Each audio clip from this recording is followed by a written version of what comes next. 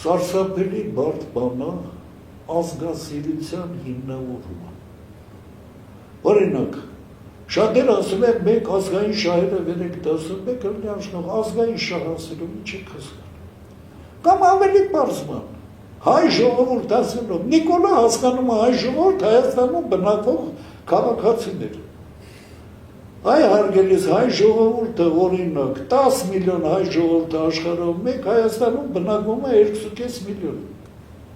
Այդ քո համար թքած եւ բարձում է իսկապես էլ թքած։ Նամուշի բան տակարակ ծրում անելած որ վլաստի չկան հանգարց։ Մեջ դերակատարում չունեն։ Որովհետեւ չի հասկանում ինչ բան հայ ժողովուրդը։ Այդ չի համար հələ պատկերացրեք ավելի բարդ հարց։ Կա արդյոք ընդհանուր մարդկություն։ Քաղաքականության բարդության մասին ենք խոսում։ Կա արդյոք պատմական օրինաչափություններ։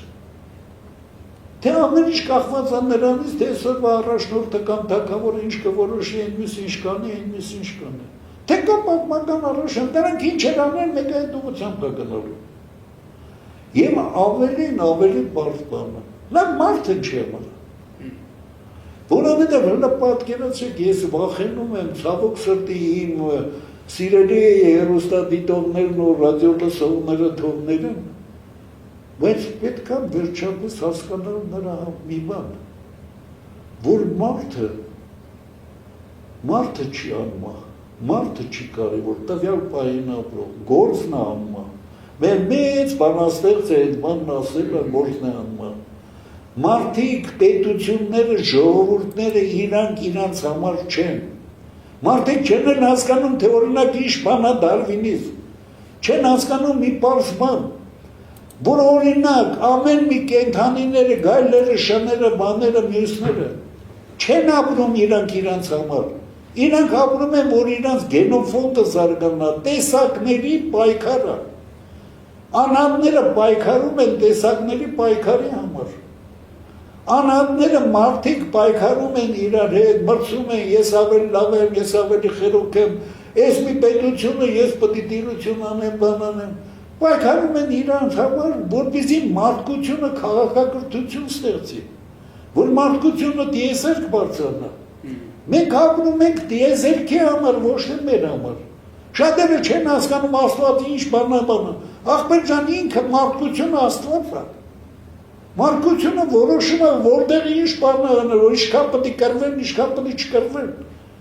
Իհարկե քիչ կազմակերպված է, կամաց կազմակերպում, բայց մարդկության կազմակերպման առաջընթացի համար է հիմա Ուկրաինա-Ռուսաստան պատերազմը։ Ոչ թե նրա համար Դոնբասից ինչքան ցորեն պետք է գալի Ռուսաստանը։ Հայաստանը թվում է Նիկոլի համար ոչ չի։ Հայաստանն ինչ, Ադրբեջան Հայաստան կռիվի մեջ, Արևմուտքը ամեն ասուր Նիկոլից հայ ժողովրդից պահանջում է մի բան։ Հələ մի հատ ասեք, դուք գնում եք դեպի ռուսկի միր, գնում եք դեպի, այսպես ասած, ավտորիտար իշխանությունների պաշտպանության, թե դուք ժողովրդավարություն եք իսկապես ուզում։ Դուք ուզում եք քաղաքակիրթ աշխարհի մաս կազմել, թե չէ։ Այն ինչ արվում է հիմա հարավային Կովկասում, պայքարը, որպեսզի Վրաստանն ու Հայաստանը դառնան քաղաքակիրթ աշխարհի մաս, Եվրոմիություն ինտեգրվեն, հանրաքվեանը եւ այլն, որպեսզի բանը բիձինայի բաները պարտվեն, ընտրություններում չհաղթեն, այդ կռիվ հարմարատների մեջ բանում, այդ բոլորը արվում է նրա համար, ոչ թե որ Արշակ Սարգսյանը լավ ապրի կամ ինչ-որ բան անի։ Որովհետև գործն է անում, պետք է հարավային Կովկասը դարձնել ժողովրդավարության բանի բաստիոն։ Դրա համար Ամերիկան մի բան ասում, Ռուսաստանն էլ հակառակն ասում։ Թուրքիան ու Իրանն էլ Ռուսաստանի կողմն են, որովհետև իրանք են ավտորիտար։ Շատ ցավալի է, ես կուզեմ մի քիչ հետո հատուկ անդրադառնալ դրան, որ քաղաքական մշակույթը մեր մոտ սովետի ժամանակվանից նույնիսկ մինչև հիմա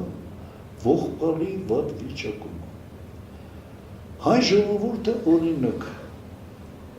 Մինչև հիմա մեծամասնություն մեր քաղաքական գործիչներից ով մնել որ հաշտես, ասես ուկրաինական ռուսական պատերազմն չի մասը, դա ասեն ուզում է բանը Դոնբասը գրավի, Ղրիմը գրավեց բանը։ Ասում եմ, դե ասում եմ, բայել ինչ եմ որ։ Ոչ ոքի մտքով չի ասում, որ Ռուսաստան-Ուկրաինա պատերազմը սկզբից եւ երբ թույլատրված պատերազմը Եվրոպայի կողմից էր ինչ-որ իմաստով, դա պատերազմ էր ավտորիտարիզմի եւ, այսպես ասած, ժողովրդավարական երկրների միջև։ Կռիվը գնում է նրա մասին պետք է արդյոք բռնապետությունները թուլանան, ոչնչանան, կամաց բանոն։ Խնդիրը նա չի Դոնբասը ով կգրավի, իհարկե Ուկրաինայի համար Դոնբասն է կարևոր, Ռուսաստանի համար էլ ինչ-որ չափով, բայց բնականը խնդիրը վերաբերում է հետևյալին։ Դիկտատոր Պուտին, 30 տարվա թագավոր Պուտին, դու ինչի համար ես կրվում, որպեսզի այսպես ասած քո բանը ասած առաջ տանես, եւ ասեմ հիմա հետևյալը, բնական է, որ քաղաքականությամբ հետաքրքրվելը շատ կարևոր է, շատերը ցավոք սրտի քաղաքականությամբ զբաղվում են նաեւ այսպես ասած կիսագրագետ մարդիկ,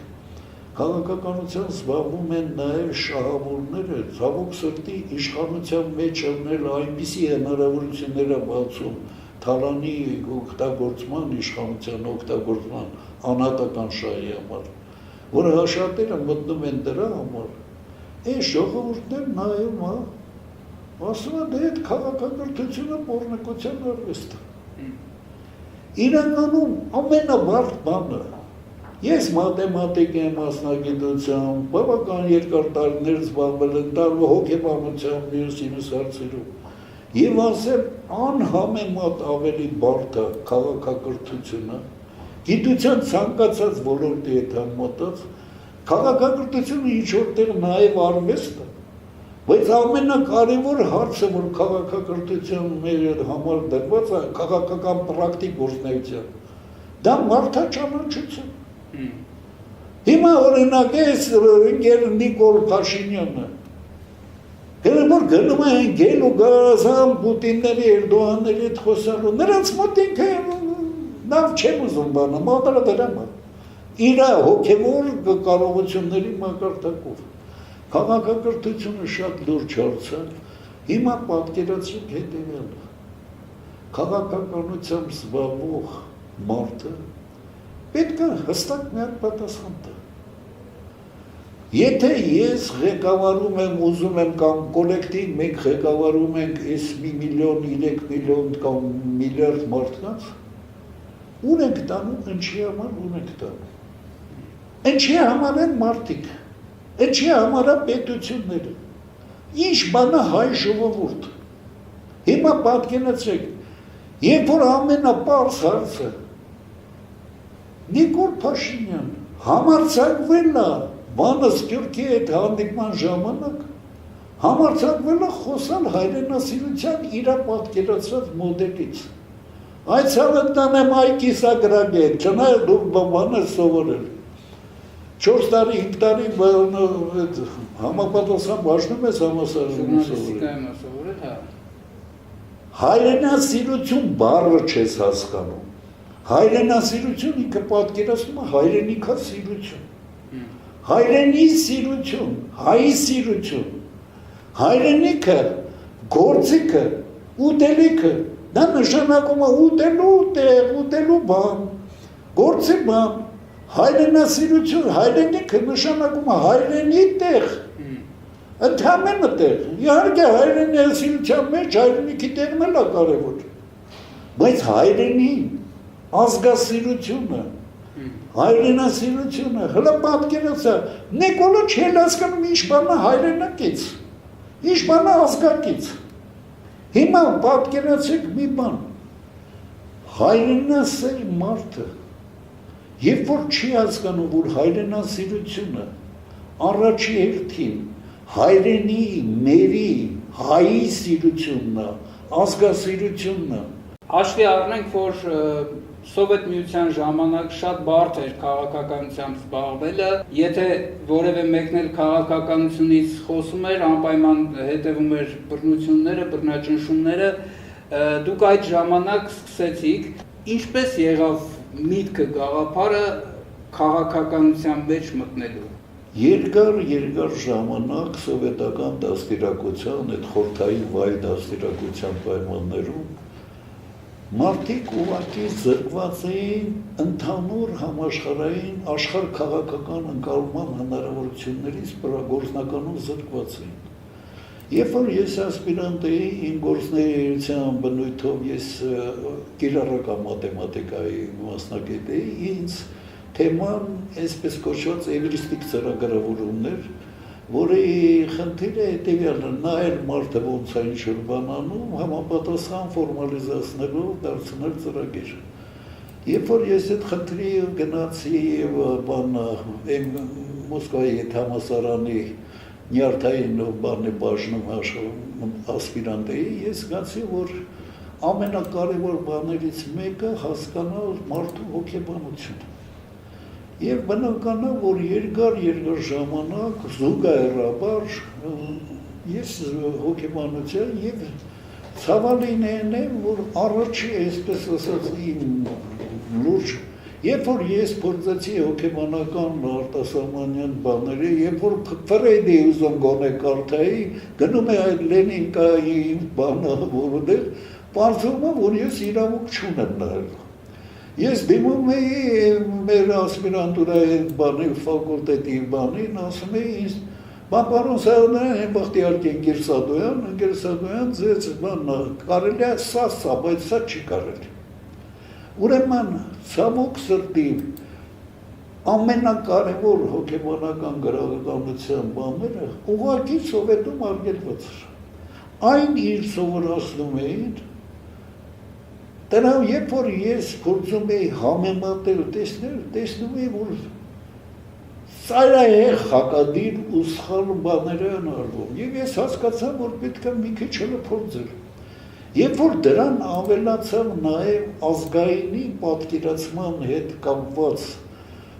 խորհրդային միության, այսպես ասած, նարատիվները, նրանց բաները եւ այն, ինչ իրականում կար քաղաքակիրթ աշխարհի այսպես կողմնակիցների կողմից ասում էր, ես զգացի մի բան, դիտմամբ ամեն ինչ արվում է, որ ազգային, այսպես ասած, առանձնահատկությունների պահպանման ազգայինի բաները հնարավորինս նվազեցնի, չգիտեմ, գոնե այդ տարիներին Հայաստանում ապրած մարդիկ լավ գիտեն, որ օրինակ Երևանում դպրոցների մի 30%-ը ռուսական է։ Ամեն ինչ արվում էր, այսպես ասած, ռուսականացնել, բան անել, հա, ոնց էր Արմենն ասում, ձևով ազգային, բայց բովանդակությամբ սոցիալիստական։ Բնական է, երբ որ ինձ արգելեցին կարդալ, այսպես ասած, եվրոպական հոգեբանության, ամերիկյան հոգեբանության, այսպես ասած, գրքերը, մի երկուսը կիսա, ցավոք սրտի ես մինչև հիմա էլ անգլերեն լեզվին լավ չեմ տիրապետում, չեմ կարողանում բան անել, համենայն դեպս ես փորձեցի դեսիստենից մի բան գտնելով քաղաքականությամբ զբաղվելու պատճառ իմ մոտ դարձավ մի բան, որը որ շատ դժվար է ասել, բայց ես ստիպված եմ ասելու։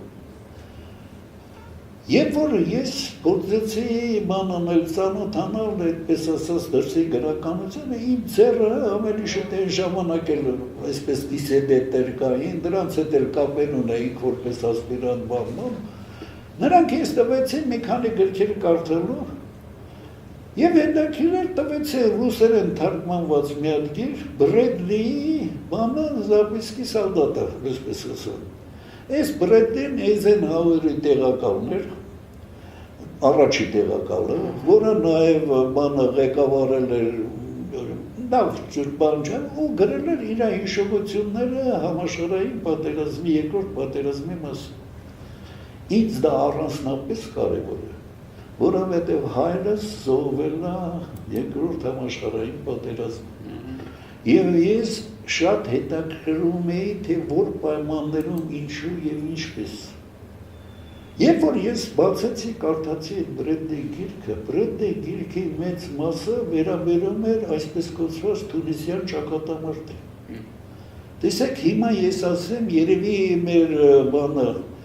դիտողներից շատերը չգիտեն, այն ժամանակ մեր ուղեղները լվանում էին ամեն ինչը բանը Ստալինգրադյան ճակատամարտում հաղթանակը փրկեց բանը Սովետ միությունը հաղթեց Գերմանիային, իսկ Ամերիկան, Ֆրանսիան ընդամենը այսպես երկրորդ ճակատ բացեցին 44 թվին, երբ որ Սովետը արդեն պետք է հաղթեր բանը, հանկարծ պարզվեց, որ ծերիս էր կեղծված սուտ պատմությունը Եվ ծերիս էր կերծված նույնիսկ այն, թե որտեղ ոնց իմ հայրը մահացավ։ Լավ, բայց հորս պահանը հլը թողնեմ առանցին, հետագայում պարզեցի։ Ուրեմն կարդում եմ Բրեդնեի գիրքը։ Պարզում է հետևյալը, որ դեռ 41 թվի դեկտեմբերին, երբ որ գերմանացիները հասել էին Մոսկվա, այնտեղ արդեն նույնիսկ Կույբիշև էր տեղափոխվել կառավարությունը, Բանը Էյզենհաուերը, Ռուզվելտը և Չերչիլը դիմում են բանի Ստալինի, որ պետք է մի բան անել, ձմեռը գերմանացիները չեն կարա իրենց հագուստով տաներով, իրենց տանկերի յուղներ սարելա չեն կարա, բանը պետք է ամառը որ անցնեն հարձակման, դուք չեք դիմանա, իրանք արդեն որոշել են դաժե Մոսկվայի վրա չեն գալու մտնելու են հարավը գրավել, գնալ մինչև Բաքվի նավթը բանը վերցնել, Այդ որպեսզի չլինի, պետք է մի բան անել։ Մենք ձեզ արդեն այսքան զենք բան տվել ենք, մի 10 անգամ էլ ավել կտանք, պետք է համատեղ չարչարվել, որ 42 թիվի գոնե վերջում բեկման տարի լինի, արդեն հաղթեն Գերմանիա։ Եվ իրանք առաջարկեցին հետևյալը, ես կարդում եմ հետագայում, մի խոսքով ինչ որ մի հատ ազգանունները ցավոք շուտ եմ մոռանում, Էլի ռուսական գիրք այն մասին, թե բանը ոնց ծագեց այդ կոալիցիան բանը։ Եվ հակահիտլերյան հակահիտլերյան կոալիցիան իհարկե ոչ Չերչիլը նույնիսկ Ստալինը չէր ելույթ ունեցել, Չերչիլն ասել էր մեր համար երկրորդ թշնամին այսուհետ է մեր համար առաջի բարեկամն է դառնալու Ռուսաստանը որ փրկեն կործանումից։ Ուրեմն բանն Չերչիլը զանգում է պաշտոնապես բանին, Ստալինին, ասում է բանն, մենք հիմա ծրագրում ենք, որպեսզի մի հատ բախման օջախ ստեղծենք Գերմանիայի հետ մեր կողմից, դուք էլ ձեր կողմից, որպեսզի կարողանաք դիմադրել շատ հաջողություններ, մենք ձեզ ամեն ինչ կտանք, 700 սամոլյոտ, նշում է հատուկ բաներով, Պետք է դիմանալ, եթե կարող եք կանգնացել Հյուսիսային Կովկասի մատույցներով, եթե չէ, գոնե Վոլգա գետի մոտ, այն դեպքում հետո կփորձենք շրջապատել և ջարդել Գերմանիայի։ Հիմա ձեզ ասեմ մի բան, որի կարող է դուք էլ տեղյակ չեք։ Ուրեմն 42 թվի հունիսին Ամերիկան դեսանտ է իջեցնում Ալժիրում։ Բոլորը մտածում են պատերազմը սկսվեց Ամերիկան մտավ 44 թվին, երբ որ իրականում պատերազմը նույնիսկ շատերը թաքցնում են Ռուսաստանում պատերազմը սկսել էր այն պատճառով, որ Գերմանիան չէր կարողանում բարձր որակի բենզին ունենալ իր բաների, Ռումինիայի նավթը չէր լիքում, Սովետն էլ վատ նավթ էր տալի չէր բանանում, երբ որ դաշնակից էր, Գերմանիան որոշեց մտնել Իտալիայի հետ Հյուսիսային Աֆրիկայով գնալ հասնել մինչև նավթաբեր շրջաններ։ 40 թվի, 39 թվի վերջից 40 թվի սկզբից գերմանական հիմնական բանակը պարզվում է, որ ռուսական ճակատում չի եղել։ Գերմանական հիմնական բանակը Ռոմելի բանակը եղել է Հյուսիսային Աֆրիկայում Եվ մոտորապես մի տարի ու կես կռիվ անելով բանի հետ գոմերի էր ինչերի բանը, անգլիական այդ ղեկավարացավ, անգլիացիների այդ կռիվ անելուց հետո մի կերպ հասել էր Եգիպտոս, բայց դաշը չէր կարող գնալ։ Հիմա որոշել էին հետևյալ Անգլիան միշտ ծովում ուժեղ է, միջերկրական ծովի տիրությունն էլ հիմնականում Անգլիան էր անում։ Ուրեմն 42 թվին Ստալինին զանգելուց առաջ Չերչիլն ու Ռուզվելտը որոշում են Ռոմելի բանակը շրջապատել ամբողջությամբ, որ ավելի շատ էր, քան Սովետում աշխատող բանակը։ Ուրեմն դրա համար որոշում է, որ Ամերիկան դեսանտը իջացնող Արուրջինում, ամերիկացիները Եգիպտոսից սկսում են առաջ շարժվել, չեն թողում, որ իտալական բանակն մոռաց ասելու, որ Ալժիրում էր նաև ամբողջ իտալական բանակը։ Ալժիրում կներեք չէ, Թունիսում Անգլիայի դեմ կռվի ժամանակ։ Ուրեմն հունիսյան այդ փանումից հետո սկսվում է մի ճակատամարտի բանը, որը շարունակվում է կամաց, հետաքրքիր է հետևյալ զուգադիպություն։ Թունիսյան Էլ-Ալամերի ճակատամարտը սկսվել է 1942 թվականին սեպտեմբերի 2-ին, Ստալինգրադյան ճակատամարտը ստեղծվել է 1943, սկսել է 1942 թվականի սեպտեմբերի 15-ին թե 20-ին։ Դիտմամբ կազմակերպել են Չերչիլն ու Ստալինին ներգրավելով, որ զուգահեռ երկու ճակատամարտ բանանեն, երկու ճակատամարտում գերմանացիներին Ռուսաստանում բանում էլ Ռոմելիներ բանում, ջարդեն և բանով, ուրեմն մի բան էլ ավելացնեմ,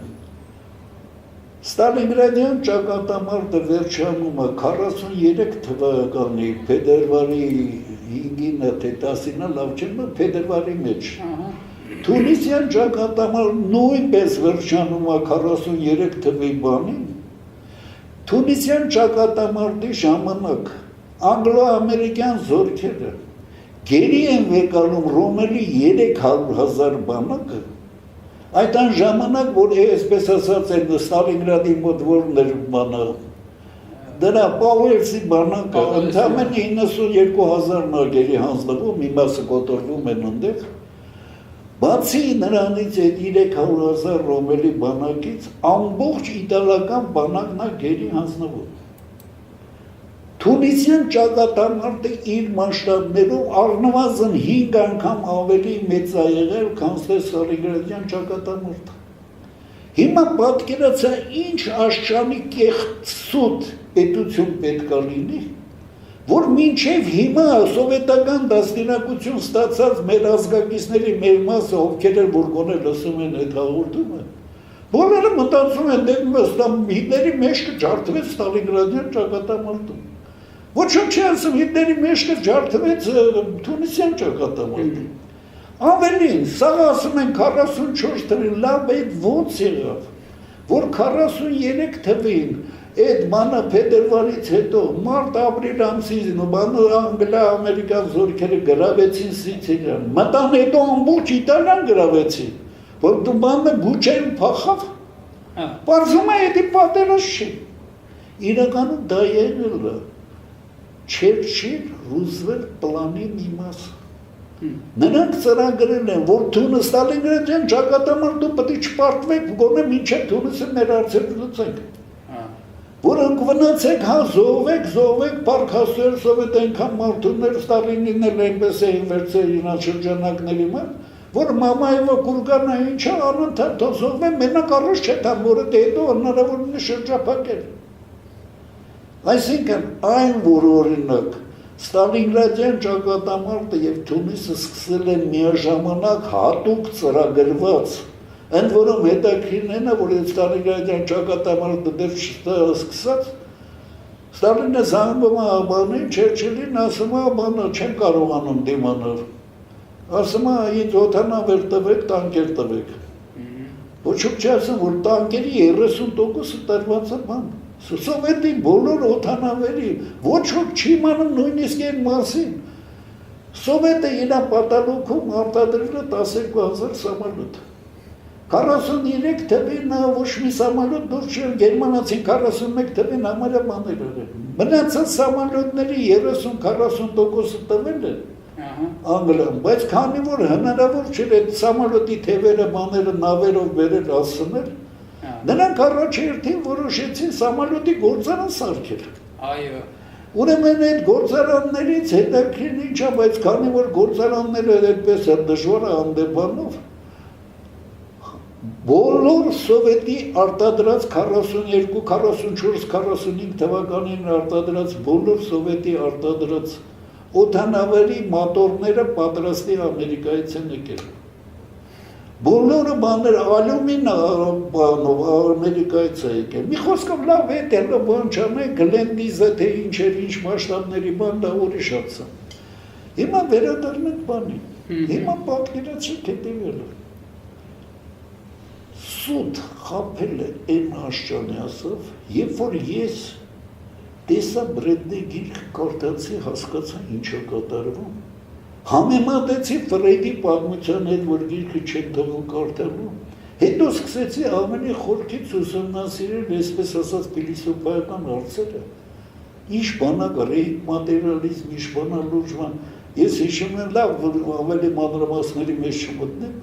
ասեմ հետևյալը։ Ինձ համար բացահայտ ակնհայտ դարձավ,